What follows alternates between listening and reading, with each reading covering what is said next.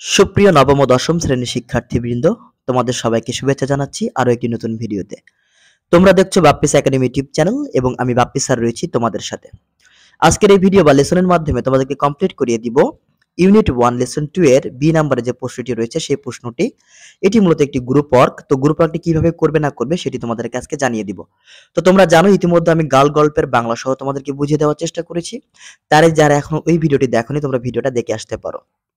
তো ভিডিও শুরু করার আগে ছোট্ট একটা অ্যানাউন্সমেন্ট, তোমরা যারা এখনো আমার চ্যানেলটি সাবস্ক্রাইব করো নাই চ্যানেলটি সাবস্ক্রাইব করে রাখবা, কারণ এখানে তোমরা হাতের তৈরি একেবারে ইউনিক কিছু কিছু নোট তোমরা পেয়ে যাবে যেগুলো তোমাদের জন্য হেল্পফুল হবে। একই সাথে তোমরা কে কোথা থেকে আমাদের এই ভিডিও দেখছো একটু কমেন্ট বক্সে জানাবা, কারণ আমরাও জানতে চাই আমাদের কোন স্টুডেন্ট কোথা থেকে আমাদের এই ভিডিওগুলো দেখছে। তো তোমরা দেখতেই পাচ্ছ লেসন 2 এর যে প্রশ্নটা রয়েছে তোমাদের বি নাম্বারে, সে বি নাম্বারে একটা গ্রুপ ওয়ার্ক রয়েছে, সেই গ্রুপ ওয়ার্কের প্রশ্নটা আজকে তোমাদের আনসার করে দিব। তো দেখো এখানে তোমাদের বি নাম্বার বলা হচ্ছে মেক এ লিস্ট, অর্থাৎ একটা তালিকা তৈরি করো of foreign or unfamiliar objects mentions in the story, অর্থাৎ গাল গল্পে তোমাদের কিছু কিছু শব্দ আছে যেগুলো তোমরা পরিচিত নাও, যেগুলো হচ্ছে ফরেন আর আনফ্যামিলিয়ার। আনফ্যামিলিয়ার শব্দের অর্থ হচ্ছে অপরিচিত বা পরিচিত নয় এমন, আর হচ্ছে ফরেন শব্দের অর্থ হচ্ছে বিদেশি। অর্থাৎ কিছু কিছু শব্দ রয়েছে, অবজেক্ট বিষয় রয়েছে যেগুলো মেনশন করা হয়েছে স্টোরিতে অর্থাৎ গাল গল্পে, সেগুলোর উপর তোমাকে ছোট ছোট নোট বানাতে হবে। অর্থাৎ ওইগুলো বলতে তুমি কি বুঝো এবং পরবর্তীতে এই নোটটা তোমাদের ক্লাসে তোমরা উপস্থাপন করবা। তো ক্লাসে তোমরা কিভাবে উপস্থাপন করবা সেটা দেখিয়ে দিব। এর আগে চলো তোমাদের অপরিচিত যে ওয়ার্ডগুলো রয়েছে সেই ওয়ার্ডগুলো মূলত কি কি সেগুলো একটু জেনে নেই। তো দেখো এখানে আনসার দিয়ে দিয়েছি গ্রুপ ওয়ার্ক বলেই।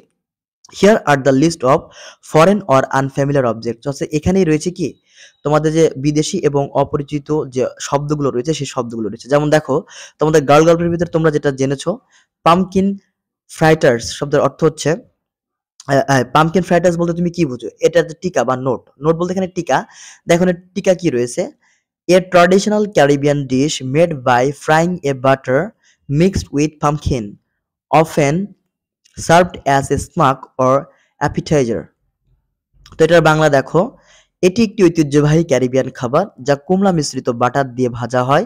প্রায়শই এটি নাস্তা বা অ্যাপিটাইজার হিসেবে পরিবেশন করা হয়। আশা করি তোমরা এটির যে টিকা অর্থাৎ এই শব্দটির বলতে কি বোঝায় সেটি বুঝতে পেরেছো। নোটটা তোমাদেরকে দিয়ে দিলাম। এরকম ধরনের দেখো আরো কয়েকটি শব্দ আমি এখানে লিখেছি যেগুলো তোমাদের কাছে অপরিচিত, যেগুলো তোমাদের কাছে বিদেশি শব্দ মনে হবে। এই শব্দগুলোর মিনিংটা কি বা ইনার মিনিংটা কি সেটা তোমরা এখন জানতে পারবে। যেমন বেন্না। বেন্না কিন্তু অনেক বারই ব্যবহার করা হয়েছে গাল গল্পে, কেননা মা বারবারই তার মেয়েকে নিষেধ করেছে বেন্না গান না গাইতে। তো এই বেন্না গানটা আসলে কি এখন আমরা সেটা জেনে নিব। দেখো a style of Caribbean calypso music characterised by its lively rhythm. Rhythm শব্দের অর্থ হচ্ছে সুর, অর্থাৎ আমি এখানে বাংলা করে দিয়েছি দেখো, এটি ক্যারিবিয়ান ক্যালিপসো সঙ্গীতের একটি শৈলী যা এর প্রাণবন্ত রিদমের জন্য পরিচিত। ইট ইজ অফেন সাং, এটা প্রায় গাওয়া হয় ডিউরিং ফেস্টিভ্যাল অকেশনস, অর্থাৎ উৎসবে গাওয়া হয়, বিভিন্ন উৎসবে এটি গাওয়া হয়, এটি প্রায়শই উৎসবের সময় গাওয়া হয়। And has cultural significance in the Caribbean. তো ক্যারিবিয়ানদের সংস্কৃতির একটা কালচার অর্থাৎ সাংস্কৃতিক গুরুত্ব কিন্তু রয়েছে। তো বেন্না শব্দের অর্থ কি বা এটা বলতে তুমি কি বুঝো আশা করি বুঝতে পেরেছো। তো পরেরটাতে আমরা চলে যাব। দেখো ক্যারিবিয়ান বলতে এখানে অনেকেই না বুঝতে পারো, ক্যারিবিয়ান হচ্ছে একটা দ্বীপ যেখানে অনেকগুলো রাষ্ট্র বসবাস করে, সেগুলোকে বলে ক্যারিবিয়ান দ্বীপের যে রাষ্ট্র। ওয়েস্ট ইন্ডিজের নাম তোমরা শুনে থাকবে, ওয়েস্ট ইন্ডিজ এটি হচ্ছে ক্যারিবিয়ান দ্বীপেরই একটি দেশ। তো দেখো আহ, এখানে দেখো এরপর রয়েছে 3 নাম্বার যে তোমাদের শব্দটি রয়েছে সেটা হচ্ছে খাকি। তো খাকি বলতে তোমরা কি বুঝবা? A durable fabric typically used for making military uniforms and casual wear, known for its light brown color. Durable শব্দের অর্থ হচ্ছে টেকসই। তো দেখো এটার বাংলা আমি এখানে করে দিয়েছি। এটি একটি টেকসই কাপড় যা সাধারণত সামরিক ইউনিফর্ম এবং ক্যাজুয়াল পোশাক তৈরির জন্য ব্যবহৃত হয়, যার হালকা ব্রাউন রঙের জন্য পরিচিত। Known for its light brown colour, অর্থাৎ এটা হালকা ব্রাউন কালারের জন্য পরিচিত। এরপরের শব্দটি দেখো ওকরা। তাই ওকরার উপর কি নোট হইতে পারে দেখো, a green vegetable that is commonly used in cooking, যেটা রান্নার ক্ষেত্রে ব্যবহৃত হয়, একটি সবুজ সবজি যেটা সচরাচরই ব্যবহৃত হয়, specially in soups and stews. It is known for its slimy texture when cooked and is popular in Caribbean cuisine. এটি একটি সবুজ সবজি যা রান্নায় সাধারণত ব্যবহৃত হয়, বিশেষ করে স্যুপ এবং স্টুতে। এটি রান্নার সময় তার স্লাইমি টেক্সচারের জন্য পরিচিত এবং ক্যারিবিয়ান রান্নায় জনপ্রিয়। অর্থাৎ এটি একটি ক্যারিবিয়ান সবজি এবং এটি হচ্ছে ব্যবহৃত হয়। ওকরা শব্দটা অর্থাৎ ঢ্যাঁড়স বলতে পারো বাংলায়। বাংলায় ঢ্যাঁড়স জাতীয় এরকম কিছু একটাই হবে। তারপর দেখো দোকানা। তো দোকানা সম্পর্কে তোমরা পড়েছো যে কিভাবে দোকানা বানায়, তো এটা মা শিখিয়ে দিয়েছে। তো এটার নোট তোমরা একটু দেখে নাও। A traditional Caribbean dish made from grated cassava, coconut, and spices, often wrapped wrapped often wrapped in banana leaves and steamed. এটি একটি ঐতিহ্যবাহী ক্যারিবিয়ান খাবার যা কন্দল বা কাসাবা, নারকেল এবং মশলা দিয়ে তৈরি হয়, যা প্রায়শই কলার পাতা দিয়ে মোড়ানো হয় এবং ভাপিয়ে রান্না করা হয়। তো তোমরা বুঝতেই পারতেছো এখানে হচ্ছে দোকানটা আসলে কি।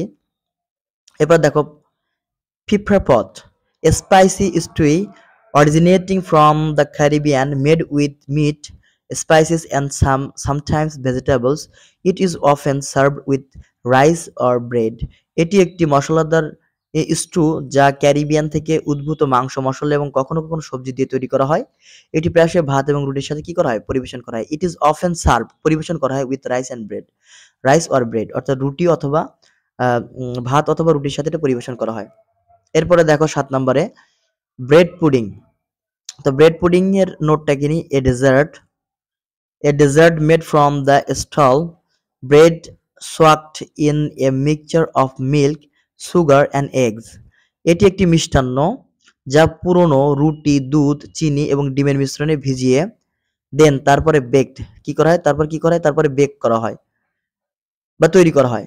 ইট ক্যান ইনক্লুড স্পাইসেস, এটা কি হইতে পারে?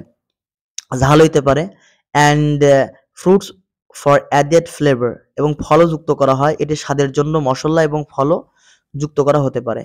সর্বশেষে দেখো ড্যাশেন। তো ড্যাশেনের যে নোটটা রয়েছে এখানে দেখো, ড্যাশেন বলতে আমরা যেটা বুঝবো, এ রোট vegetable similar to taro, commonly used in Caribbean cookings. It is rich in starch and can be boiled, fried, or used in soups. তো এটি একটি কন্দাল সবজি বা ট্যারোর মতো। এখানে আসলে বিদেশি কিছু সবজির নাম, তো এগুলো আসলে ভালো বাংলা করাটাও মুশকিল। তো দেখো এটি একটি কন্দাল সবজি বা ট্যারোর মতো ক্যারিবিয়ান রান্নায় সাধারণত ব্যবহৃত হয়। তো তোমরা বুঝে গেলে ড্যাশেনটা আসলে কিভাবে ব্যবহৃত হয়। তো এগুলো তোমাদেরকে আসলে কি মুখস্থ করতে হবে না, কিন্তু এই নোটগুলো তোমরা লিখবা, লিখে এটা প্রেজেন্ট করবা। এটা কিন্তু প্রেজেন্টেশনের জন্য। সুতরাং তোমরা মনে করবা যে অনেকে এটা মুখস্থ করতেছো এবং এটা পরীক্ষা আসতে পারে এইভাবে, না, এটা কিন্তু ওইভাবে পরীক্ষা আসবে। এটা তোমাদের প্রেজেন্টেশনের জন্য এবং ইংরেজিটা ঠিকঠাক মতো যাতে তোমরা শিখতে পারো, অর্থাৎ বিদেশি কিছু শব্দ যেগুলোর সাথে তোমরা পরিচিত হতে পারো, সেই কারণে কিন্তু তোমাদের এই লেসনটি সাজানো হয়েছে। সুতরাং কোনো ধরনের মাথায় প্রেশার নিবা না। তোমাদের কাছে এই ওয়ার্ডগুলো একেবারেই অপরিচিত মনে হইতে পারে। শুধুমাত্র তোমাদের কাছেই না, অনেকের কাছে এই ওয়ার্ডগুলো অপরিচিত মনে হইতে পারে। যেমন আমার কাছে এই ওয়ার্ডগুলো অপরিচিত ছিল। সুতরাং আমি আস্তে আস্তে পরিচিত হওয়ার চেষ্টা করছি। তারপর দেখো এখানে প্রেজেন্টেশন টিপস আছে। Each group members can present one or two items from the list. তোমরা যখন প্রেজেন্ট করবা তখন কেউ একজন একটা বিষয়ের উপর প্রেজেন্ট করতে পারো বা একাধিক বিষয় নিয়ে তোমরা, এই যে যেমন কেউ একজন বললা, ড্যাশেন নিয়ে একজন বললা, আবার মনে করো যে ওকরা নিয়ে একজন বললা বা ব্রেড পুডিং নিয়ে একজন বললা, আবার ৩টা টপিক একজন বললা। এইভাবে তোমরা ভাগ করে করে নিবা, অর্থাৎ কে কোন বিষয়ে ভালো মতো বলতে পারবা সেটা ঠিকঠাক করে নিবা। এবং তারপর ডিসকাস দ্য কালচারাল সিগনিফিকেন্স, অর্থাৎ সাংস্কৃতিক গুরুত্ব আলোচনা করো অফ ইচ অবজেক্ট, প্রত্যেকটা অবজেক্টের যে অবজেক্টগুলো আমি তোমাদেরকে একটু আগে নোট করে দিয়েছি ওই অবজেক্টের ইটস রেলেভেন্স এবং এর প্রাসঙ্গিকতা to the themes of the story, অর্থাৎ যে গল্পের যে প্রাসঙ্গিকতা, এই প্রাসঙ্গিকতার সাথে যে অবজেক্টগুলা বা শব্দগুলা তোমাদের সামনে নোট করে দিয়েছি, এই নোটগুলোর সাংস্কৃতিক গুরুত্ব এবং প্রাসঙ্গিকতা তোমরা তুলে ধরবা। তারপরে দেখো encourage questions from the classmates to foster discussion, অর্থাৎ তোমাদের যে ক্লাসমেটরা থাকবে বা সহপাঠীরা থাকবে তাদেরকে কি করবা? প্রশ্ন করার জন্য উৎসাহিত করবা। তাদেরকে বলবা যে তোমরা আরো কিছু জানতে চাও কিনা, যদি জানতে চাও তাহলে এইভাবে এইভাবে জানো এবং তোমরা সেই আনসারগুলো দেওয়ার চেষ্টা করবা। তো এটা ছিল তোমাদের প্রেজেন্টেশন টিপস এবং তোমাদের যে আনসারটা ছিল, অর্থাৎ ইউনিট 1 এর লেসন 2 এর বি নাম্বারের যে আনসারটা সেটা আমি তোমাদেরকে দিয়ে দিলাম।